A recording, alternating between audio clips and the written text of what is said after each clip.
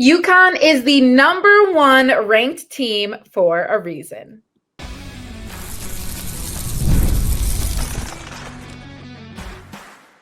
You are Locked On Women's Basketball, your daily podcast on women's basketball. Part of the Locked On Podcast Network, your team every day.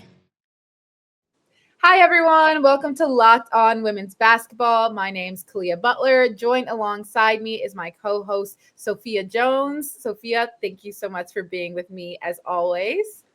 Of course. Where else would I be? Sorry, I just wanted to use that. Anyway, today's episode is brought to you by Game Time. Download the Game Time app, create an account, and use code LOCKEDONNBA for $20 off your first purchase. Wonderful. Okay, now we can get things started. Plenty to cover in day 2 of women's college basketball. I know men's is also playing, but listen, this is Locked On Women's Basketball. We have a top down to the wire top 10 finish, the view from the top 5 teams, but we're looking at the number 1 ranked team, and that is UConn. And more specifically, this is UConn in the post-Paige Bueckers era. She was at the game, however, obviously they showed plenty of her. But UConn walked away with a 79-66 win over 20th ranked Louisville. With Sophia, they didn't have the best shooting day.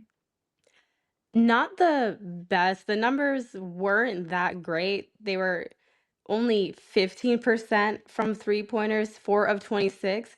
But I think if you're Gino Ariema and just the players on that team, you like the quality of looks that you get. It's the first game of the season. There are expected to be some growing pains, and I think that was just one of them because every single one of their looks were just rimmed out. It felt like they were moving the ball really well, though. They were getting it exactly where they wanted to, it looked like. Just weren't hitting shots. And sometimes that happens, and they still were able to get the win that way. Yeah, first game of the season. We spoke about it earlier. You can only get so into depth about some of these games because they're still adjusting to gameplay no matter how much they're practicing against each other. But a great start, still a lot of hope, obviously, for UConn nonetheless. Just wasn't having a great shooting day. As you mentioned, they generated a lot of open looks. They just unfortunately weren't falling. But I think we all know when the Huskies are on a roll, and that hoop is just wide open. That's why they're national champions for a reason. But what stood out most for me was just their unselfish basketball, which is very UConn-esque and Gino Ariema-esque. They were really moving the ball well, especially around the perimeter. They had multiple players capable, obviously, of hurting you with the defensive rotations that we saw from Louisville. And you just can't move quick enough to go against a fast-paced offense like UConn. And as we mentioned, there's just so many scoring threats. Obviously, you have an AZ Fudd, you have a Sarah Strong, you have a KK Arnold, you have a Kaylee Heckle that's come in as well, who came off the bench and really contributed. Who stood out most to you for this game? I would say Sarah Strong. She finished with 21 points, 9 rebounds, 5 assists, 2 steals, and 2 blocks. So put together a really complete game. But the poise that she plays with as a freshman is not something that you see very often in college basketball. I was most impressed today from her. I'll say one, her ability to get the rebound, the defensive rebound, and then take it full court, showcasing her handles, and then finish with a strong, explosive move at the rim. For a big to handle in the open floor the way that she does is really a scary sight for the opposing team. So that was something I really enjoyed seeing from her today, but also her vision. She has some great passes. Her teammates were moving well off ball to get themselves open. But anytime there was a double team that came over, she immediately found that next man. So her vision and then her just ball handling ability, she's really turning into a little bit of that point forward a bit. Yeah, just want to add more emphasis on Sarah Strong. 21 points, 9 rebounds, 5 assists, 2 steals, 2 blocks. A freshman that obviously just continues to impress, and everybody was excited to see her. But she just showcased an all-around game, as you mentioned. She's handling the ball well in the open court. She's passing out of double teams, and she's scoring at all three levels. Even Gino Ariema afterwards said that she acts like she's the best player in the country, and she is clearly already believing that. Really impressive showing from her. Someone else that stood out to me was KK Arnold, 13 points, 7 rebounds, 3 steals. She makes a really big impact defensively. And I feel like she has a growing sense of confidence even from last season. And she's feeling a little bit better about just pulling the trigger and letting those things fly. Yeah, when Holly Rowe interviewed Post-Bueckers during the game, Paige talked about who was going to kind of step up in that point guard position. And she talked about KK and how she learned from Paige, learned from Caitlin Chen. And I felt we saw that in this game. It just looked like she was playing with a good amount of confidence, very willing to shoot that 3-point shot. She made a couple. There were a couple, I think at least two, where it was just a toe was on the line, so it was a long two. But as a player, in your mind, I think you can still count that as a personal 3-pointer. And so for her to expand her range as a guard going into this next season, I think will be huge. So definitely be able to see the court more, but just her facilitation as well and her feistiness and energy. I think she brings so much to the floor on both ends of the ball. Yeah, we have to give Louisville some credit as well, especially at the beginning of the game. They were keeping it relatively close. Defensively, they were mostly in a zone, which worked to keep them relatively close, especially since UConn wasn't really making their threes. So that worked out for them in this one. Standout player was Laura Ziegler. She had 16 points, 18 rebounds, obviously just a force inside and competing incredibly hard on the glass. Definitely. I think if you're Louisville, there are still bright spots in this game. I mean, UConn is UConn. Louisville, they're ranked in the preseason poll 20th. So I think there's still room for them to get that up a bit. The first quarter was not that great for them.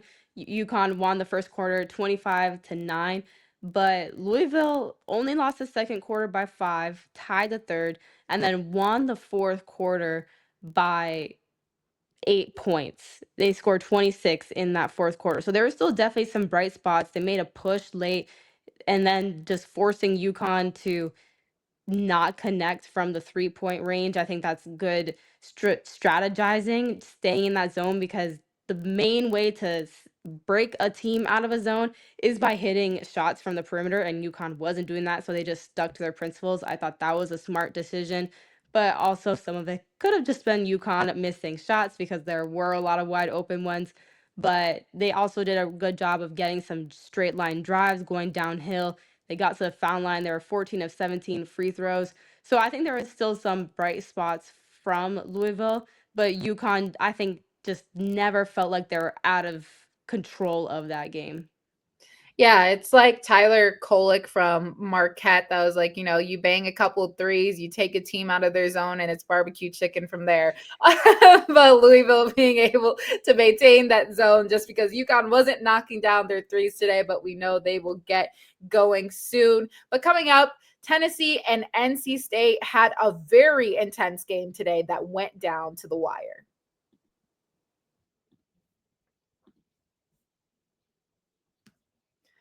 Basketball season is officially here, and nothing beats being in the arena for those opening games. But let's be real, getting tickets can be a total headache between waiting in queues, surprise fees, and prices that jump right before checkout. It's easy to get frustrated when all you want to do is cheer on your team.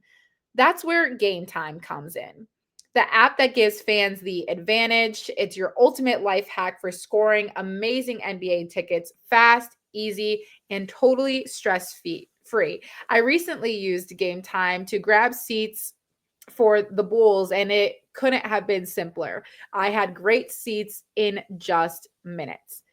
Take the guesswork out of buying NBA tickets with Game Time. Download the Game Time app, create an account, and use code LOCKEDONNBA for $20 off your first purchase. Terms apply. That's code LOCKEDONNBA for $20 off. Swipe, tap, ticket, and go.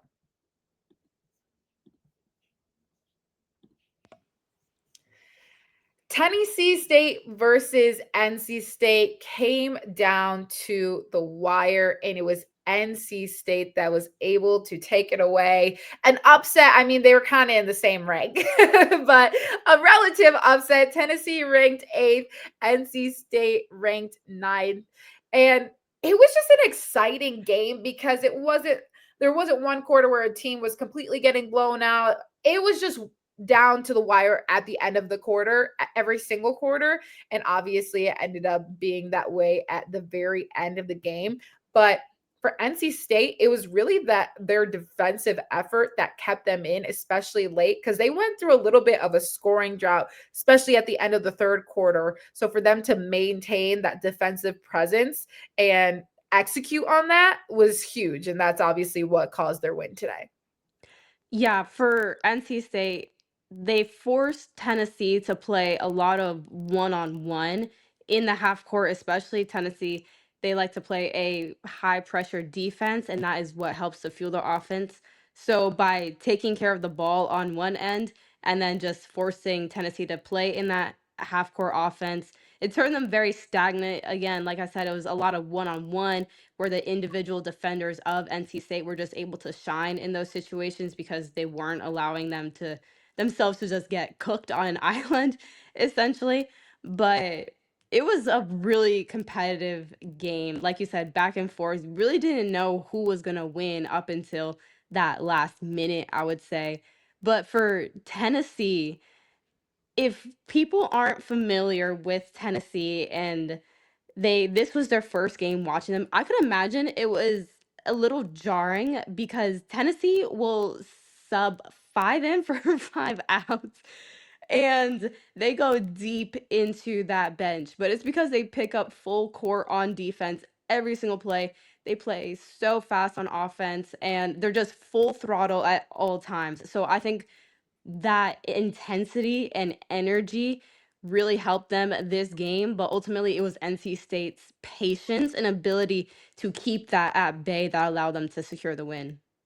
To your point, their full court defensive pressure, and obviously they're going to defend you incredibly high. That worked for them for a majority of the game, and obviously that'll continue working for them. That's what they're really known for. But I think they're also a team offensively that can get pretty heavy into just isolation possessions.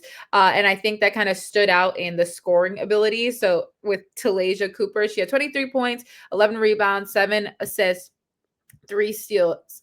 Obviously, a very great two-way player, improved her ability to score on all 3 levels.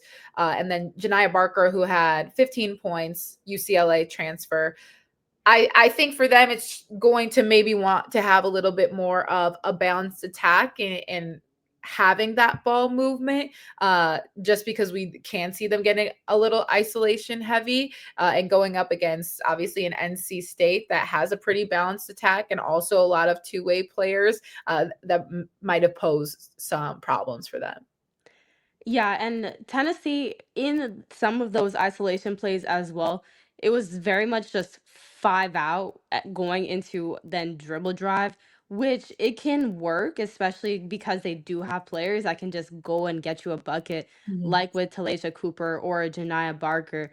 But it's not something that is necessarily sustainable because if you're going through certain possessions where, say, only 2 people are touching the ball the entire time, and then you have other players running back on defense a couple of times, then when you finally get the ball, you kind of get a little tense with it. So I think that want to make sure that the ball continues to move offensively for Tennessee, but for them it's really starting on their defense, getting those stops, getting turnovers and rebounds, and just pushing and playing fast. There were certain points during the game where there were just bodies flying everywhere because everyone was just going to the wall, and it was really crazy to watch. You could tell that the women out there were exhausted, but I think for them offensively as well, having a player like Janiyah Barker, who is that transfer from UCLA, as she continues to get more integrated into that system, she'll be extremely valuable. Another scorer at three levels, a tall player, but can move really well. And you mentioned that grittiness, bodies flying. That's what we love most about college basketball. They are fighting and they are fighting hard. And this is only the first day of those teams playing. But some key players for NC State as well: Zoe Brooks, Gilda Triger, Zamaria Jones, and Khalil Pierre. What stood out about their performances to you? It was a different player at different times out of that group, and then just the whole team that stepped up and fulfilled a specific role when they needed to. For Zoe Brooks, I felt like she helped to get the team started a bit. She has such shifty handles and can really get her own buckets. I thought she did a really good job against handling that full court pressure and bringing the ball up every single time. And then Gilda Trigger, 19 points, 8 rebounds. She has really good catch and finish around the basket, but she had an offensive rebound at the very end of the game that essentially helped to seal it for NC State because it took more time off the clock. And then Zam Jones, a bunch of clutch buckets. She was the one that hit the free throws to close the game for the Wolfpack, but also had 9 points in that fourth quarter. So she was someone that really stepped up to help propel them down the stretch. And then Pierre, 21 points, 14 rebounds. She's a transfer from Vanderbilt, and she immediately made her mark. Yes, apologies. I said Trigger. Her name is Trigger, which is fitting because she had 19 points today. So she obviously knows how to pull the trigger on the basketball. But just a really exciting game. We love seeing this early on in the season. And obviously, it's great for them to have this sense of competition so early on, too. It's like, hey, guess what? You're back to basketball season and you guys need to be ready. But coming up, we're going to look at the rest of the top five because UCLA played Texas, LSU, what we saw from those teams.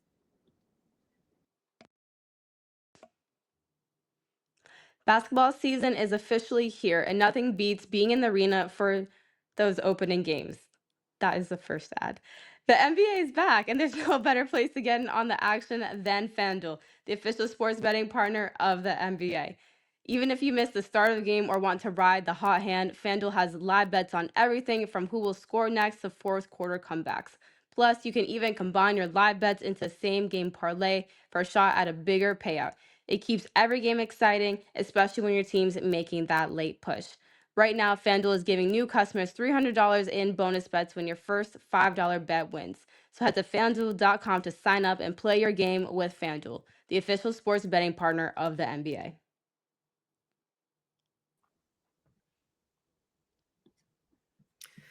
Okay, we have some other teams that obviously made their debuts for the 2025 to 26 college basketball season.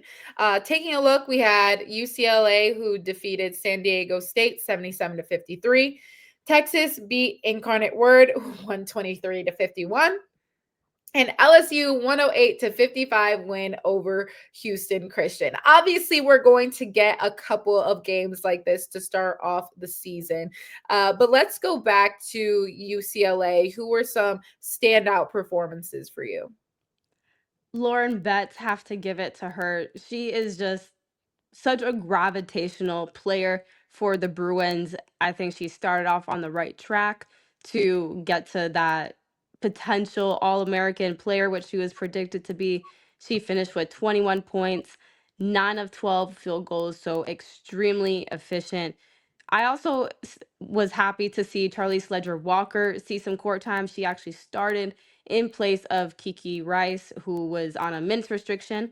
But Charlie Sledger Walker, she had 12 points. She was Pac-12 freshman of the year a couple years back at Washington State. I remember playing her and going up against her. She's going to be a huge piece for this Bruins team on the perimeter and just overall in that backcourt guard play in order to create. So I was happy to see her get a little bit of rhythm. And also Gabriella Hawkes, 15 points, 11 rebounds in the opening.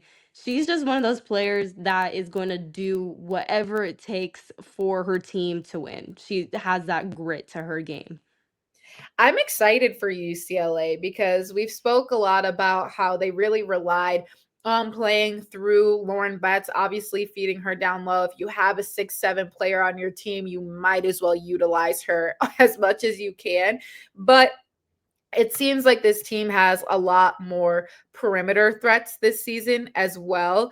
I really liked what I saw from the guard play. As you mentioned, Kiki Rice was on a minutes restriction today, but when you see her back in the rotation more consecutively or more consistently, and obviously being in her traditional starting role, she's been with this program since freshman year. They rely heavily on her as well. So it's nice to see those alternative options this season. A lot of key returners, but there's more of a supporting cast is what it looks like to Lauren Betts this season. Texas also got to play, obviously, beat Incarnate Word 123-51. What did you like most about Texas?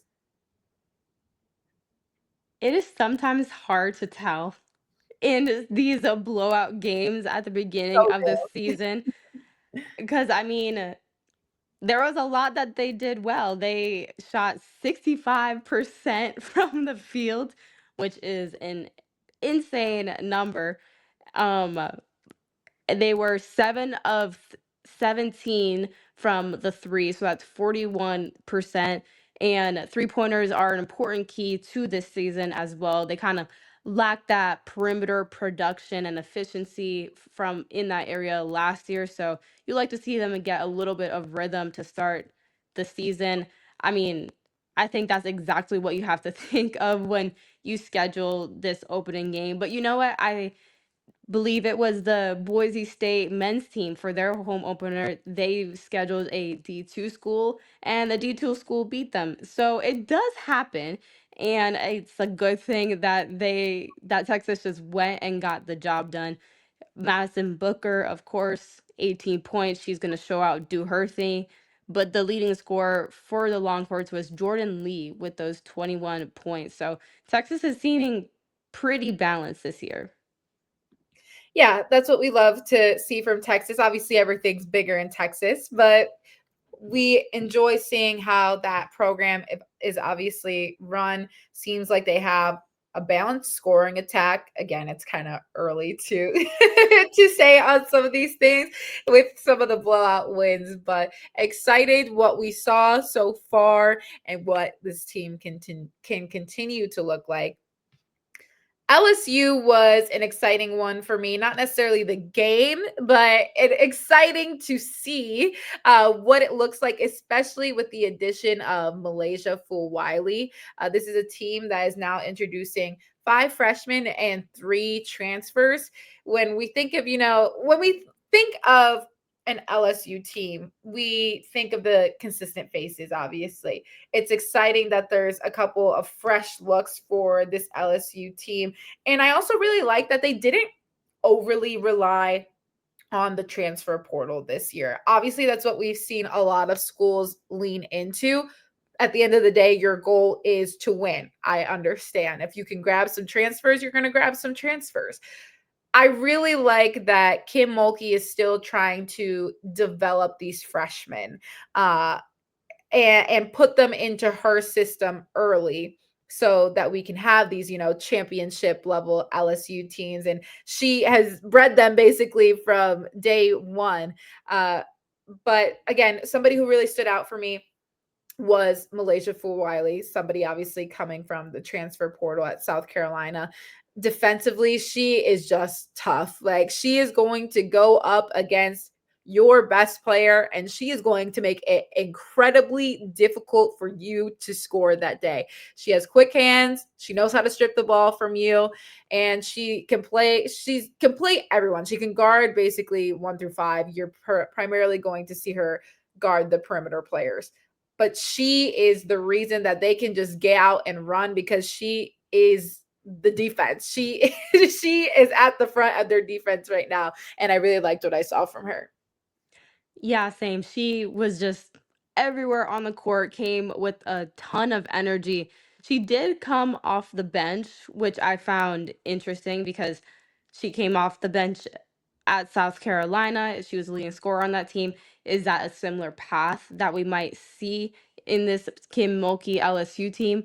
But she did exactly what I think you wanted her to do. She was very active, had 7 steals, 21 points, was just getting out in transition, taking her time, playing at her own pace. She's going to definitely be someone I think that can help this LSU team a lot and just be that presence in the backcourt. And like we said before, she really plays into the LSU kind of showmanship a bit with a lot of her handles and her finishes. She has the exact level of sauce that you want. I like that. Yeah. The right level of sauce. I was actually just talking with somebody today about my Wingstop order, and I was saying that the garlic parmesan just doesn't have enough sauce on it, but Malaysia Fullwiley has just enough sauce. She had 35 points, 7 steals. Again, we're talking about defense and their defensive. They're just being able to get out and run, something that LSU likes to do. From UCLA, Texas, LSU, who are you most excited to continue watch playing this season? I would still say UCLA because I still don't think that they showed everything in that game. Gianna Neepkins, she's transferred from Utah. She's a career above 40% three-point shooter. She was only 1 of 7 from the three-point line in that last game, finished with 9.7 rebounds. But she's someone I think that as she starts to settle into her role on the Bruins more, it'll really develop. And they played that game as well without Sienna Betts, who freshman Lauren Betts' younger sister, another huge presence inside, and Samia Gardner, who led the team, who was the leading three-point shooter last season. Both of those had injuries. So I still think that there's a lot more that this UCLA team it hasn't quite showed yet. And I would say that beating San Diego State is definitely a higher caliber team than Incarnate Word or Houston Christian. So that was also another thing where you got to see a little bit more of them going up against competition. I think I'm most excited to continue watching LSU. I love Malaysia Fullwiley. I'm also just excited to see Flau'jae Johnson too. I enjoy her continued leadership of this team. I feel, especially once you have an Anissa Morrow that had left, an Angel Reese that had left, she is obviously the main one that you are relying on when it comes to just having that veteran voice and veteran leadership being through this program. I think they're going to make a really strong run this season, and I'm excited to see what it looks like.